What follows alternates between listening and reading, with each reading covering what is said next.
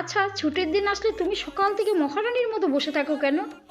হ্যাঁ হ্যাঁ, তুমি তো আমাকে মহারানীর মতো বসে থাকতেই দেখো। সারাদিন যে চাকরানির মতো খাটি সেগুলো তো চোখে দেখো না। রাগ করছো কেন? আমি তো ইয়ার্কি করলাম। সে তো আমি বুঝতে পেরেছি তুমি ইয়ার্কি করেছো। যাও, একটু চিকেন নিয়ে এসেছি, চিকেন মহারানী বানাও। চিকেন মহারানী? চলো বন্ধুরা, চিকেন মহারানিটি কীভাবে বানাবো সেটা তোমাদের সঙ্গে শেয়ার করি।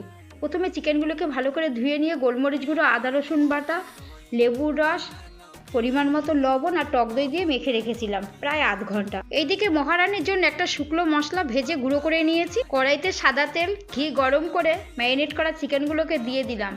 চিকেন যখন অর্ধেকটা সিদ্ধ হয়ে যাবে তখন ওর মধ্যে এক বাটি দুধ, তোমরা ফ্রেশ ক্রিমও দিতে পারো, দিয়ে ভালো করে নাড়াচাড়া করতে হবে। আরও খানিকক্ষণ সিদ্ধ করে নিতে হবে। চিকেন সিদ্ধ হয়ে গেলে চিকেন থেকে তেল ছাড়তে শুরু করলে 1 চামচ কসুরি মেথি, ভাজা মশলার গুঁড়ো, ধনেপাতা কুচি দিয়ে নামিয়ে নিয়ে গরম গরম পরিবেশন করুন।